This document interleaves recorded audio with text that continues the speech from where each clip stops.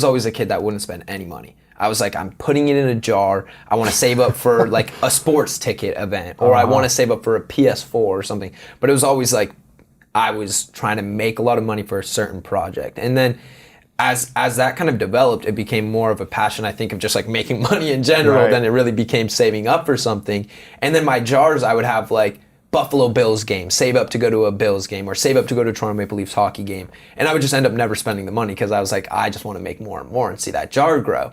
And eventually, like, that turned into creating like passion, like hockey was turned into a Berserk Hockey apparel line where I was putting slogans on shirts. And then my lacrosse, like when I was playing lacrosse, I turned that into a company. It was dyeing mesh and putting in team designs and logos and finding wax formulas so it was waterproof and the pocket wouldn't change its formation. So I was just always hungry to grind and make some money. Did your parents not want to buy you tickets to the games, or were they teaching you this, or how was that? I think that there was a part of it that was like, they wanted me to learn like how to make my own money, to work a little bit, and they were proud of me too for always like trying to find ways to make money. But at the same time, we weren't a family that was like able to just go to games left and right. Or like if I was going to a game, my family was like, that's a big deal. We're getting nosebleeds and it's for my birthday. Like that's how it was with my family. Interesting. Yeah. So what's it been like now since that was when you were 12, 13, you were kind of developing this jar money mentality? Yeah.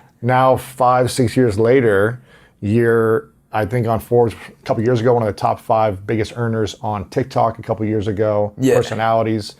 What is that like now, a few years later, being able to buy whatever you want, essentially, go to games, buy clothes, buy cars? How does that feel? Right. I mean, the craziest thing is I've kind of kept the same mentality. Like, I'm still the kid that doesn't buy things. Right. So, like, like my car, like, people will say, like, I've said this before on podcasts, like, I don't spend money. And then people will see a picture of my car and it's like a Mercedes, this brand new Mercedes, right? And they're like, well, that's a dumb investment. I didn't pay for my car.